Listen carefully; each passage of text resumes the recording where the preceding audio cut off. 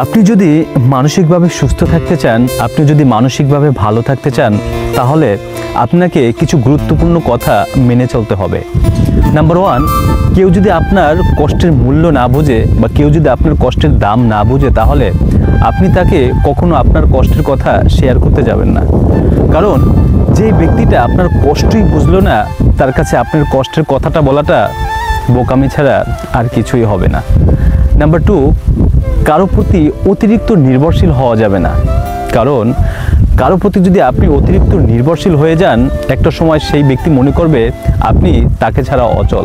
একটা সময় সে আপনার থেকে সুবিধা নেওয়ার চেষ্টা করবে। নাম্বার 3, কখনো মিষ্টি মিষ্টি ভাব নেবেন না। মিষ্টি মিষ্টি ভাব নিতে থাকলে একটা সময় দেখতে পাবেন যে আপনি কোনো না কোনো মানুষের পেটে চলে গেছেন, ঠিক মিষ্টির মতোই। নাম্বার 4, যাদের কাছে আপনি শুধুই অপশন কিন্তু প্রায়োরিটি নন, তাদের কাছে বারবার গিয়ে আপনি কখনো তুচ্ছ হবেন না।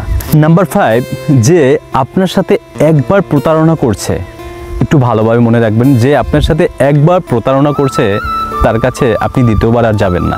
নাম্বার 5, যারা আপনাকে ভালোবাসে তাদেরকে গুরুত্ব দেওয়ার চেষ্টা করুন। নাম্বার 7, সবসময় নিজের প্রাইভেসি বজায় রাখুন। নিজের কোনো গোপন কথা অন্য মানুষের কাছে শেয়ার করতে যাবেন না।